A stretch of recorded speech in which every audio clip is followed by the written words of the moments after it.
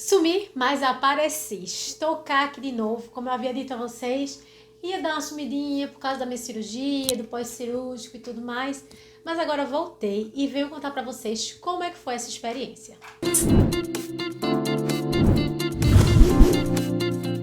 Como eu havia prometido pra vocês no vídeo passado, que eu ia trazer aqui um pouco da minha cirurgia, estou aqui para falar sobre ela.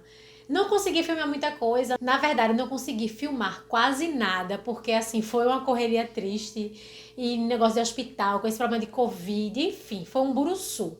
Mas no final do vídeo eu prometo que jogo aqui as cenas de algumas coisas que eu consegui filmar. Mas, já que eu não consegui filmar tudo, vou contar pra vocês passo a passo de como foi essa cirurgia, que começou com 3 dias de antecedência. Por quê? Porque durante 3 dias eu tive que tomar uma medicação prévia para poder realizar a cirurgia devido ao anticoagulante que eu tomo por causa da SAF. Então vamos lá começar. Como vocês já sabem, que eu já falei aqui em vídeos passados, eu tive que fazer uma cirurgia reparadora para poder consertar um erro de pulsão que eu tive lá na época que eu fiquei doente, lá em 2015, né? Que para vocês que me acompanham já faz tempo e que tá chegando agora, eu vou falar novamente. Em 2015 eu tive uma recaída com lúpus, meu lúpus entrou em atividade e eu tive problema renal. Esse problema renal me fez precisar fazer hemodiálise e para isso eu precisei posicionar um catéter para fazer o procedimento. Mas eu tenho um certo problema, um certo distúrbio que ninguém sabe explicar exatamente o que é, que nas minhas extremidades eu tenho facilidade de sangrar e por dentro eu tenho facilidade de ter trombose. Então, quando eu fui posicionar um catéter, acabou que estourou uma veia na minha perna, que inchou, assim como aconteceu no meu pescoço, que não sei se dá pra ver, mas eu tenho aqui uma cicatriz bem grande no meu pescoço. E essa mesma cicatriz eu tinha na perna. Só que como estava muito inchada a minha perna ainda e ninguém conseguia saber se era sangue ou se era pus, eu precisei fazer uma ultrassom para ver o que é que era, né? Só que nessa ultrassom o médico acabou apertando muito e acabou infeccionando meu ponto. E no caso ele abriu, né? Infeccionou e ele abriu.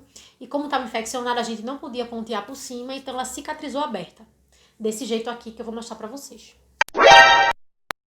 Então, acontecido isso, passei 5 anos da minha vida, porque isso aconteceu em 2015, eu só fiz a cirurgia agora no final de 2020, foi praticamente, literalmente 5 anos mesmo, fechadinho. E essa cirurgia ficou aberta, né, ficou esse buraco, que era uma coisa que me incomodava, assim, não era tipo, ah, meu Deus, me incomoda muito. Mas sim, me incomodava, sempre que eu botava um biquíni, que eu queria tirar uma foto, tinha sempre que estar escondendo a perna para não aparecer, né, à toa que se você for procurar, olhar minhas redes sociais e procurar uma foto desse buraco na minha perna, você não vai achar, porque eu sempre arrumava um jeito de esconder, e quando eu não conseguia esconder, eu cortava a foto. Então, não era uma coisa muito grandiosa, né? Era só um buraco, mas era feio esteticamente e me incomodava. Então, eu resolvi tomar coragem, né? Na verdade, foi muita coragem, porque até nas últimas horas eu fiquei fraquejando, mas enfim, tomei coragem e fui fazer a cirurgia para fechar essa cicatriz. No caso, a cirurgia plástica para reparar esse erro médico que eu tive há tempos atrás. Então, primeiro eu tive que, claro, como eu já disse a vocês aqui muitas vezes, né? Eu tive que conversar direitinho com meus médicos, procurar um bom profissional, porque tudo, né, na gente é muito delicado, principalmente em mim, que, meu Deus, já tive tanto problema que eu corro, sabe? Mas aí entrei em contato com todos os meus médicos que me acompanham. A cirurgiã plástica, a doutora Fernanda, também é maravilhosa, então conversou comigo direitinho, explicou como é que ia ser. A gente pesou os pós e contra, viu que dava pra fazer, que não ia ser nada demais. Nosso único grande empecilho, né, era a questão do Marevan, que eu sou anticoagular, então a gente ia ter que ver como é que ia ficar, a questão dessa medicação, para não causar nenhum tipo de sangramento excessivo durante a cirurgia. Então foi por onde a gente começou. A doutora Fernanda queria suspender a medicação do Marevan, então ela mandou procurar a minha médica que trata o lúpus, doutora Ana, para saber se seria viável a gente trocar essa medicação durante o período da cirurgia, tanto pro dia da cirurgia quanto pro pós-operatório, né, para não dar nenhum sangramento excessivo ou algo do tipo. Só que aí a doutora Ana, minha médica, ela disse que não era aconselhável porque ela tinha muito receio que acontecesse alguma coisa que repetisse, né, viesse acontecer novamente o que aconteceu em 2015, como eu tenho uma facilidade muito grande a ter trombose por causa da SAF, ela tinha esse receio de dar outra trombose nos rins, que foi o meu grande problema, e enfim, eu ter toda aquela recaída novamente. Então, o que foi que ela disse? Vamos trocar a medicação durante 3 dias. Por que 3 dias? Porque 3 dias é o tempo que o Marevan precisa para sair completamente do organismo. Ela é uma medicação muito forte, muito potente, né? Que eu tomo ela uma vez por dia, mas que ela, o efeito dela fica no meu corpo durante 3 dias. Mas claro que todo dia eu tomo, né? Não é porque é por causa de 3 dias que eu espero pra tomar de 3 em 3 dias. 3 dias ela sai completamente. Aí a gente trocou essa medicação durante 3 dias. A gente, em vez do Marevan, a gente fez Clexane, que é venosa, né? No caso, eu tomava uma aplicação na barriga. Era uma seringuinha assim, pequenininha, já vinha pronta, a gente comprava pronta, que é cara para um caramba. Fico pensando assim, o pessoal que precisa tomar muito dela, complicado, minha gente, que eu comprei 2 seringas por R$ 150. Então assim, não sei pra vocês, mas pra mim é caro, viu? E eu tive que tomar por 3 dias, então veja uma lapadinha que eu levei, né? Mas tudo bem, aceitável. Mas por que a gente trocou por essa medicação? Porque essa medicação, ela também é um anticoagulante, só que ela sai do organismo mais rápido. Ela tem o mesmo efeito que o Marevan, anticoagula direitinho, só que para isso a gente precisa tomar ela sempre, né? Na toa que eu tomava ela de manhã e à noite. Durante os 3 dias eu tomei uma seringa de manhã e uma seringa à noite. E no dia da cirurgia eu não tomei nada, não tomei nem ela, nem o Marevan. Fiquei totalmente anticoagulada, só que ainda tinha os resquícios de anticoagulante no organismo, né? Porque não evapora assim do nada. Então, o primeiro processo foi esse, tomar as seringuinhas de anticoagulante. Tomei tudo certinho no dia 1º, que minha cirurgia foi marcada para o dia 1º de dezembro.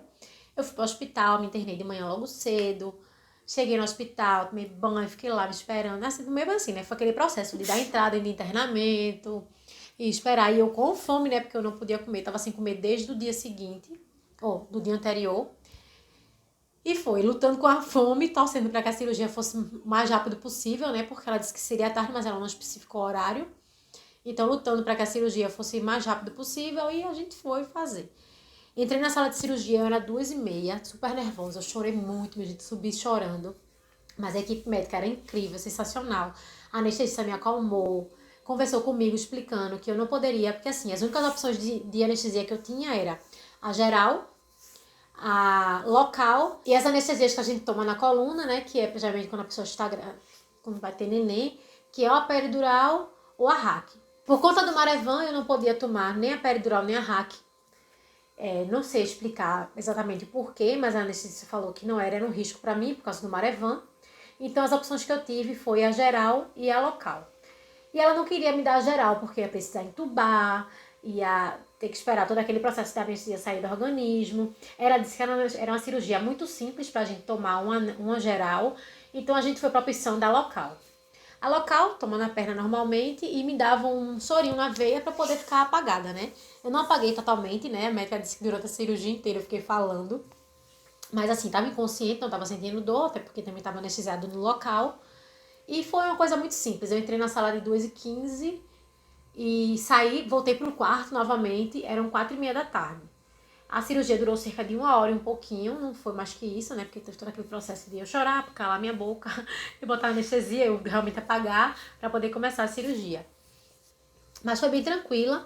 Ela disse que não precisou fazer enxerto, né? Porque eu tinha uma pele molinha na região, então ela puxou dos 2 lados e costurou, no caso ela cortou, abriu, né?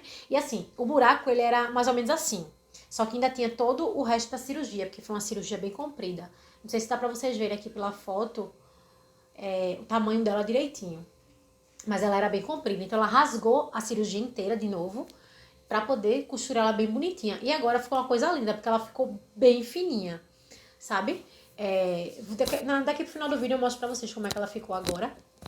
E, enfim, foi ótimo. Quando eu saí da sala de cirurgia, quando eu acordei, né? Ela falou que estava tudo certo, que tinha sido ótimo, os pontos tinham ficado muito bonitos. Eu não vi, eu passei 2 dias para poder ver a cirurgia, porque eu não podia abrir ela por 2 dias, ela ficou tapadinha por 2 dias. E ela me falou que, assim, depois de 2 dias eu poderia abrir, ficar sem esse curativo e esperar. Não precisava botar nada em cima, só limpar bonitinho, né, com álcool 70. E esperar um tempo, né? Pelo menos um mês para poder voltar a praticar atividade física. Com dirigir, ela podia dirigir a partir dos 15 dias. Enfim, a cirurgia em si foi tranquila. O problema veio no pós-operatório, né? Porque